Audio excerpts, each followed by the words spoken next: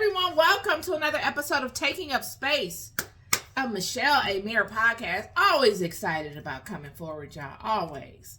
Today's no different. Today we're going to have a conversation based around misunderstanding and deflection.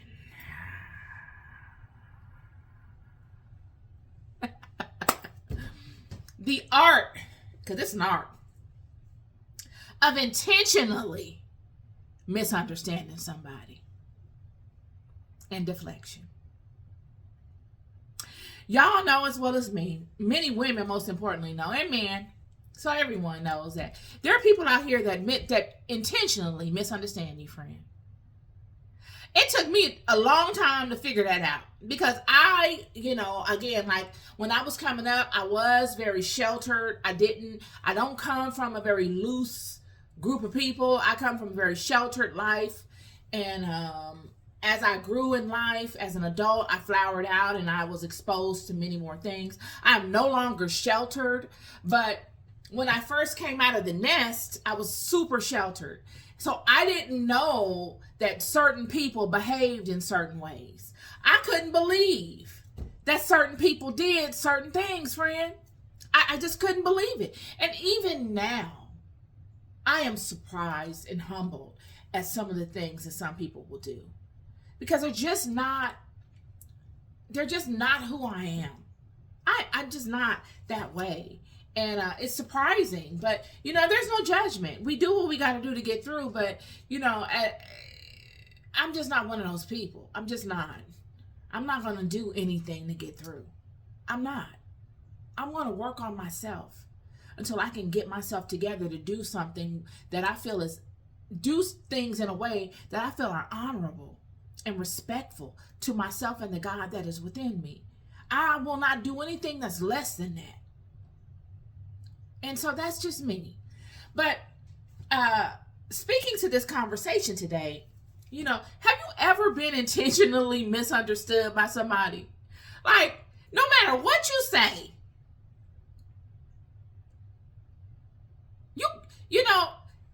I don't even want to get in the fact of, the links that people go through to be privy to what you say and then judge you on it. It's all psychotic, but we won't even get on that. But no matter what you say to some people, they will intentionally take something from that just so that they can twist it, deflect, and push it back on you in a way that you didn't present it. And I want to speak to that because, see, I think a lot of times, y'all, we get caught up in that, especially us women. We get caught up in that a lot because, if you're anything like me, you look to do the right thing. Like, you're looking to do the right thing. You're leading with the right foot. And you're like, okay, look, I can deal with the facts. If I'm wrong, I can deal with it. If you can legitimately show me where my error is, I will own it. But I'm not about to own a lie. I cannot accept a lie. And what happens is there are people in the world, friend, that lead with the spirit of confusion. That is their superpower. Their superpower in life is that they lead with the spirit of confusion. They're manipulators. When you lead with the spirit of confusion, you are a manipulator, because that's all confusion is. That when you intentionally present it. To intentionally present confusion in any situation, you are manipulating that situation. Period. So, many people will lead with the spirit of confusion just to buy them time. Just to waste your time. I'll give you an example. It could start off something simple. You could be at the grocery store and you can be like, yeah, excuse me, sir, do you work here? He's like, yeah. How much are these pears? There's no sign on them. And he's like, oh, he's like, oh no, the grapes are $3.29 a pound. And you're like, no, that's good information, but I want to know how much these pears are. And he's like, well, these grapes are in season, and we have these grapes, and we got those grapes over there. These are the organic grapes. This whole section is organic. Whatever you find over here is organic, and that section, I really thank you for that. But what I'm trying to find out is I don't really care about these grapes. And I'm glad you gave me the information on the organic stuff, but how much are these pears per pound? Ma'am, I don't like your tone, okay? I'm trying to tell you, answer your question for you, and now you're getting an attitude with me.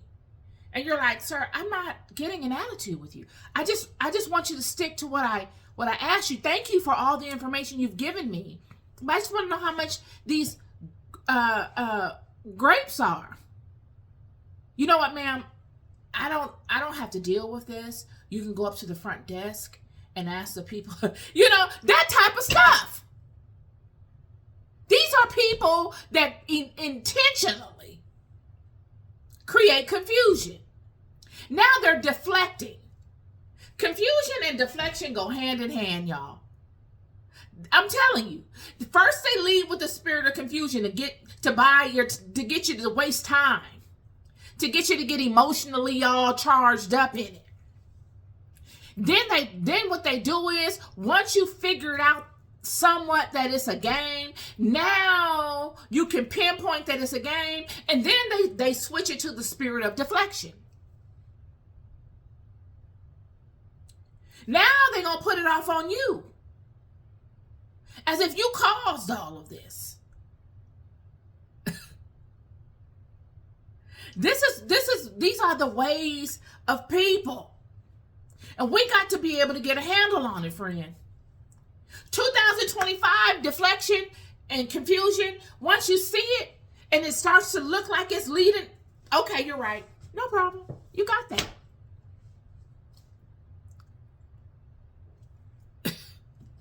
I'm not going to waste my time in trying to counter or correct anything that you've already created in your head. I don't care. I don't care. You're not my audience. I don't need to ask you the question. Let me go find somebody else to speak to, because I wasn't speaking to you. I already know you about to come and lead with the confusion, the intentional misunderstanding. You're going to try to waste my time. You're going to try to get me emotionally enthralled in it. And you're going to try to push it back on me as if I'm the problem. I'm not even talking to you. I'm not even considering you in this conversation. I'm going to go right to the manager. Let me go up here to the manager, or let me go to another staff member. Anybody that seems as if they can resonate with my concern or answer my question. It's like, remember, I know many of you have been in relationships. I know you have. But, I know I've dated at least one master manipulator and deflector in my life. I know many of you probably have too. You know what I mean? Like, you could get into an argument over barbecuing on the weekend. We agreed that we were going to barbecue on Saturday, and the family was going to come through. So we got people coming, and it's a big deal. And then Saturday comes, and you ain't even took the grill out. You ain't bought nothing for the barbecue. And you're like, I thought you said you was going to barbecue, babe. Well, I mean, you didn't say anything about it all week, and I didn't know. And you're like, well, we agreed to it, so I didn't know I had to manage it. I didn't know I had to remind you. I don't like the way you're talking to me. See, this is why me and you never get anywhere, because you're not talking to me right. Okay, babe, I'm not trying to offend you. I just want to know what we're going to do, because the family is coming, and, we've told everybody we're going to do this. And up until now, I thought this is what we're going to do. Well, you're the one that said we shouldn't be spending money on this and that, and that we should do this and that. Well, baby, if you didn't think we should do it, then we should have came to this agreement earlier. But right now we got people coming. So are you going to barbecue, or do you want me to do? What are we doing? I don't know how to barbecue. What are we doing? Now I'm not gonna do nothing because last year Thanksgiving, you got out there and barbecued on Thanksgiving last, all this kind of stuff, and you're like, wait a minute, we started off on one thing, and instead of you being held accountable and just saying, you know what, babe, I don't feel like barbecuing, instead of you saying whatever your excuse is, now you want to turn it off into this. All these different avenues, and now we're enthralled in this argumentative pit. And I'm exhausted. I don't even want to deal with people anymore. You changed the whole mood, or we've changed the whole mood in our back and forth, and I don't even want to be bothered anymore. Art of confusion and deflection. Last example. Most important, because this one I can relate to. I know folks that have done stuff like this. You done something underhanded to somebody. Yeah.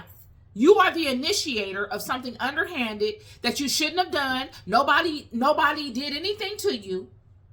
You're just out of your own insecurity, out of your own jealousy, whatever the demon was that was leading you, you did some underhanded thing to another individual. And now that individual knows you've done that. And because you're afraid of any type of retribution from that person, any type of accountability to that person, you're afraid of that because you know you were wrong. You'll go around telling lies on this person to discredit this person in any way, to tarnish their reputation, all because of you and your stuff. This person hasn't done anything to you. Nothing. But because they found out what you've done and the fear you have of retribution or being called out, you'll immediately go into the next level of your attack on that person, which is to discredit them. Deflection. Never once saying, you know what, I need to stop doing that. I shouldn't have done that. And I need to stop doing that. You don't do that. You just continue on, hoping that maybe you can make something happen to this person will go away. All because of your fear from what you did that was wicked, what you did that was wrong. This person ain't never did nothing to you.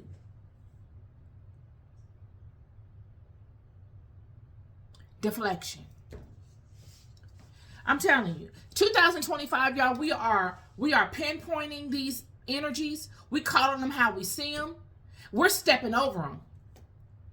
If you think that I'm about to get into this thing with you, this scenario with you, this back and forth with you, trying to make sense of your nonsense, you crazy. I'm ignore you. I'm going to ignore you. You will not have any of my attention. I wholeheartedly ask that all of you do the same. The best way to eradicate anything like this is to pay it no attention. Deny it your attention. When you deny it your attention, friend, it does not exist. And one thing about it, this is how God set the system up, is that once we deal with something for so long, we become knowledgeable of it to the point that we no longer are interested in it. When these demons, these monsters, when these energies begin to show themselves in people, we need to spot them and then pivot and go in another direction. When that person in your office begins to show that spirit, ignore them. Go another direction. When you are giving your speech or creating your content, you don't have that person in mind when you're creating it. It's not for them. So you don't care what they have to say. It wasn't for you anyway, so who cares? We must get to a place where we ignore, we take our power back, and we choose who we give our attention to. Because those we pay attention to, we bless. And a lot of times we've been blessing people and energies that do not serve us out of pity. Because this is what the spirit of confusion, the spirit of intentional misunderstanding, and the spirit of deflection are viewed as. You view them as pitiful. Like, I'm trying to understand where you're coming from, because I really feel sorry for you. I don't want to seem like I'm cold-hearted and I'm non-caring. I'm actually a compassionate person, and you're manipulating the fact that I'm compassionate. You're using it against me. You're using that energy.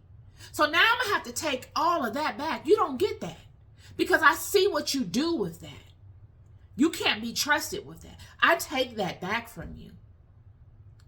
And I forgive myself for ever even thinking you were deserving of it for so long, because obviously you're not. And I will bless somebody else with my attention that is more deserving of it and more in line with what I'm doing. And it's not that we want to find people that agree with us all the time and that don't challenge us, because we do. If you're anything like me, you want people to come in your life and challenge you and make you better. My challenges make me better, friend. I get bored around things and people that just always is agreeing. It's like, okay, I need to push myself a little more. Because once you come in and out of challenges enough, you become accustomed to them. They become exhilarating to you. And friends, when I tell you, God has led me through many challenging situations all of my life. So I don't run from challenges. Yet I don't need any unnecessary challenges. I want real challenges, not fake challenges, scripted and predisposed and come upon me intentionally just to waste my time.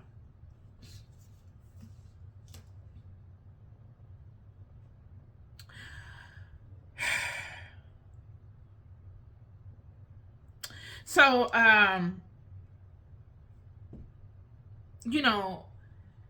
the thing is, and I'm going to leave with this last example of a workplace situation where you're dealing with someone that completely and utterly looks to intentionally misunderstand you. I was in sales and I was a manager, and every morning we would get on, we would huddle up and we would have these manager meetings amongst all the managers and our director. And we would talk about different things, and he would partner, my director would have us managers partner with another manager to work on whatever it was that we were working on. And so we would break off into conversations, and during our conversation, my conversation with the other manager I was paired with, it always seemed like he would misunderstand me intentionally. And we would get into this long, drawn-out conversation with misunderstandings, and I feel like I had to just constantly just go to the most fundamental way that I could explain something to this man. Yet when we're on the manager call with the director, he's shining. He gets everything. But when it's he and I, it was a struggle. And so I ended up having to say, you know what, I don't want to do the phone call thing with you and me anymore. I need a paper trail. Because over this phone, nobody is here to understand what I'm struggling with, and I can't go to anyone to speak about this problem. I need a paper trail with you. I didn't say that to him, but I was like, I'm not going to be doing the phone thing with you anymore. We'll do it over the email. So we began emailing, and he started to still display the same level of misunderstanding. I'm talking about on fundamental stuff, y'all. And I ended up giving it over to my manager, my boss, my director. Like, look, I need you to look at this, because I've done everything I can. I'm doing my part of this team build that we're assigned to do. And it just seems like he's not doing his part, and he's always saying he doesn't understand. Maybe you can look at this email chain and see where the line of communication is breaking, because I don't understand it. And during the email chain, I would be pleading with him, like, I need to understand where you're not grasping the concept. Please show me where the communication lines are breaking so I can help you. I mean, I've gone through, I'm talking about scenario after scenario with this person. And finally, I had to just silently give it to my manager. And my manager quickly got it straightened out. And see, when my manager got it straightened out, he copied me on the email. And it was amazing that when this particular manager responded and saw the email chain, he immediately said, I'm sorry. I never read the chain of email in detail. I didn't really see how I was coming across. I didn't understand, where, the problem was. And now he phenomenally comes to the conclusion of where the problem is, and he's able to pinpoint it. But it was only after there was a level of accountability. Had I kept the phone thing going, it would have stayed the same game. And this is what I'm telling you all. There needs to be a level of accountability enacted. You can only play a game for so long. After a while, you got to say, you know what? I am not dealing with this anymore. This ain't worth my time. And I'm going to turn and I'm going to go focus on something else. Not that I was focused on that anyway, but I'm really not going to focus on that now. And that leads me to my next level to this conversation, and that is the end result. The end result is a total loss of access, non-interest. It reminds me of the R. Kelly song, When a Woman's Fed Up. It's nothing you can do about it. Nothing.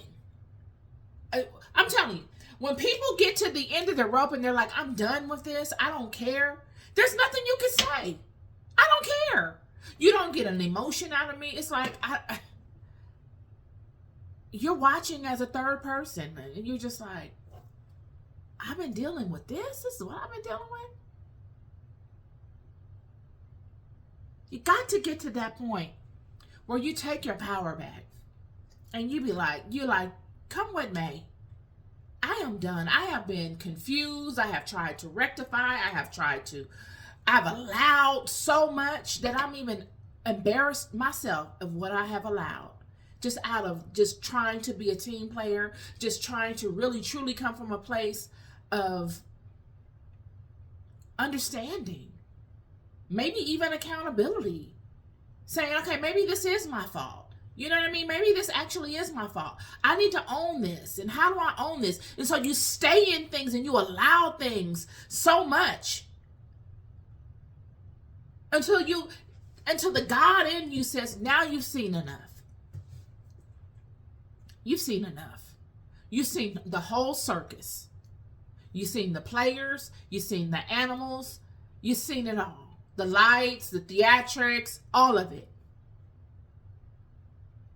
And that's what I needed you to see. Sure, you spent a lot of time in the circus. It goes with the game. But what you have gained from your time in the circus are more experiences. You can look at it as that.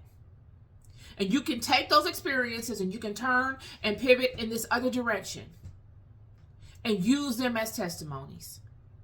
Maybe not to that exact circus, but to what you've gained spiritually from the circus. Not to speak to any particular character in the circus. Who cares about the characters? It never was about the characters. It's about the experiences that were fostered within you that led you through the circus, whole and intact. It is your intention, it should be your intention to offer those experiences up. Not to magnify the characters, because the characters, they don't have any weight in you and your experiences. What holds weight are the experiences you were able to pull from and that got you through that circus. That is what you should offer up. Period.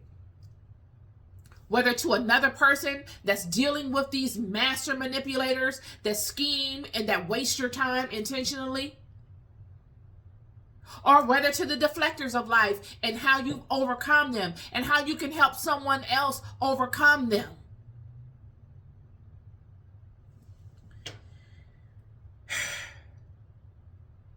And in the end, you move on empowered, whole, strengthened, and they move on with regret.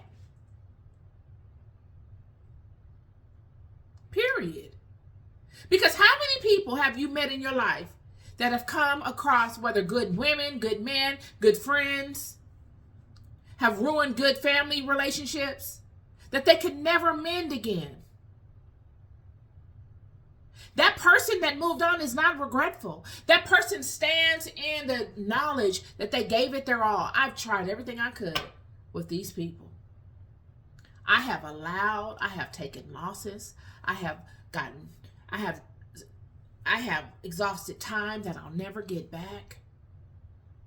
But I've also gotten a lot of experience. I learned something more about myself in dealing with these people. And I've learned more about life in general and people in dealing with these people. God is blessing me. Yet those people don't say that, do they? They usually don't. They're usually looking back and saying, darn, I could have did better than that. Why did I do that? Why didn't I do this? Because this was actually speaking to me. This is what I really wanted to do. Why couldn't I do that? You don't let it change you. You must not let it change you. You cannot. If you allow it to change you for the negative, it defeated you. It did. It defeated you. And that's not the end. You'll just continue to go in life, and life will present another scenario to you, allowing you the opportunity to overcome it. You must not let it change you. You must not, friend. No matter how stupid you look to these people. Because a lot of times, the manipulators, they look at you as if you're weak, as if you're bluffing. And you're not. Nothing could be further from the truth. Actually, you're very strong, because it takes strength and discipline. It takes strength and discipline to walk through them types of things. Because your flesh wants to react. Your ego wants to lay them down. Your ego and your flesh wants to win. Yet the God aspect in you says, no, this is how you win.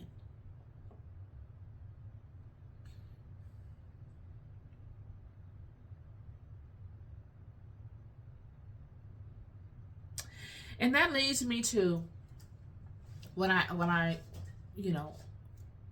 reiterating what I just said. They don't have, their power is in what they know. Confusion, wasting your time, boggling you up, and giving them your energy by trying to understand, by continuously paying attention. It's an energy siphon. They're like energy vampires. They need your energy.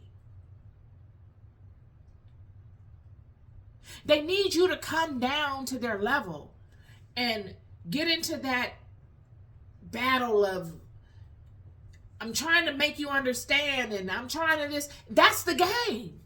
My dad told me that. I'm telling you. My dad was like, that's the game. It's for you not to understand. For them to always be like, they misunderstand you. The game is for them to misunderstand you, friend. Because they know that righteous aspect of you wants to really get to the truth. The righteous aspect wants for you to really understand. To be fair. Regardless to what it is, whether I'm right or you're right. I just want to understand. So they tap into that, they use that righteous aspect of you against you, to waste your time, to get you to buy into their nonsense, just so that they can siphon your energy. And in doing so, because they have no power any other way. They don't have any power. They come with all of this circusry and all this kind of stuff because they're limited with their power. And in order to get power, they got to take it. So they go about life with these ways of manipulating with people. drawing them in and wasting their time while siphoning their power. Yet if you don't fight back, the worst thing you can do is fight back. I'm here to tell you.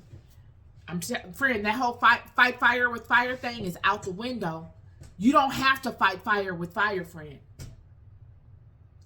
That's the worst thing you could do.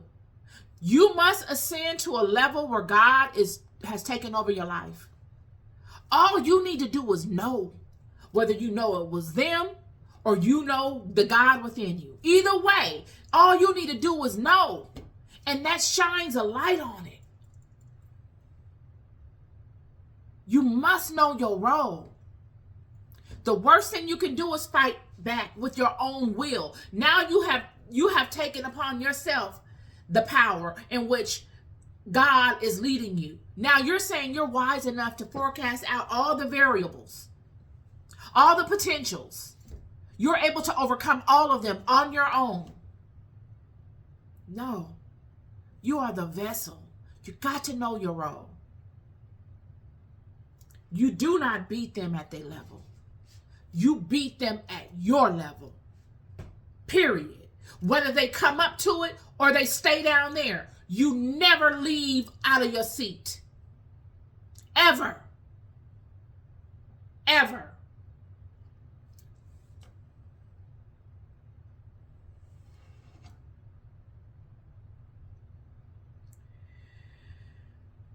Many of you are dealing with people that are you dealing with gossipers, liars, people that make fake narratives on you.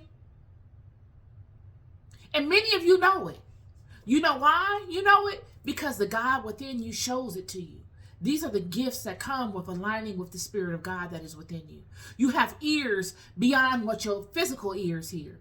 You have eyes beyond what your physical eyes see, both in the front and in the back. So God bless you with these gifts of knowing. It's one of the main gifts that come with aligning. You get, your senses are increased. You know. You just know. And you know, I've been in situations where I have been lied on by people, and in detrimental situations about things. And had I not found out, I don't know where I would be. Had God not inclined the truth on me and laid it on me like a blanket, it didn't come like boom. It didn't come like that. It came on me like it just lays on you, friend. These are things you got to know, because there are many imposters that will come upon you in spirit looking to confuse you. I keep telling you, these spirits are masters at confusion. And all of their minions are masters at confusion, friend. Those people that intentionally misunderstand you are the minions of these entities, whether they know it or not. These spirits will come upon you and mask themselves as God your Father. And if you don't know yourself and how God the Father moves in your life, you will allow them in. You will allow them free reign in your kingdom. You must know how God speaks to you. How do you know? You study yourself. You pay attention. So that when in vital times, when God is speaking to you, there is no confusion. You're not like, okay, that was God. Or that wasn't God. No, you've paid attention all of your life, all throughout your walk, until you got to that point, and now you know. So when all of these come and you find out things and you notice things, it just reinforces to you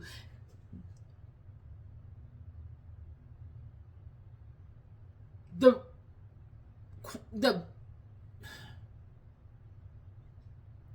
need for the relationship of God with God. It makes it crystal clear.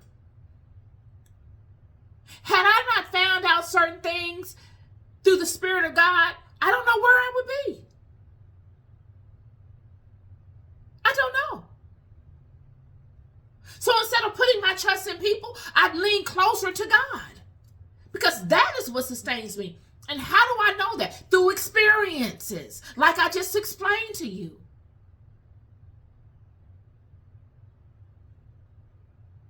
Because many people will come with advice that don't even know you. People will come all over the place with advice on things that they know nothing of. And you know nothing of them. Yet, that same God that led you through your last situation that's leading you now, you must trust to lead you in your future and your tomorrows. You don't take your hand off of that. You stay close to that. This is my conversation for y'all today. A little tidbit. I love you. Auntie have no lies for y'all. Not one lie. Deflecting is when you're wrong but can't own it because you're wrong. You can't own it because you know you're wrong. It takes a lot to own stuff. It takes a lot. It says a lot about you. I saw something on social media. I don't know if I did it on this video or not, but I'm going to say this. This guy was talking about, how do you know how a person is? How do you know how a person is? He said, I know how people are when I watch them, if I can watch them how they are when they're not in a relationship. And I thought, well, I don't know if that's true. And I thought that is very true. Regardless to what we're judging on, whether it's are we judging on if you're a good quality person, if we're judging on if you're a good mate, if we're judging on if you're a good friend, if we're judging on, whatever that criteria is. How are you with you? Are you okay with you? Are you okay sitting with yourself? Or do you need other people all the time? Not to say that that's bad, because it's not. It's a personality trait. Some people like to have a lot of people around them. It doesn't matter. I'm not judging. But how are you? Are you happy when you are by yourself, single? If you like a lot of people around, do you invite your friends over and all of you guys are in a good space and you get along? Or are you miserable by yourself? Is life not worthy? Who are you when it's just you? Because that's the real you. That's the real you, friend. That is the you that nobody sees. Be good to yourselves and be good to each other. Peace and love.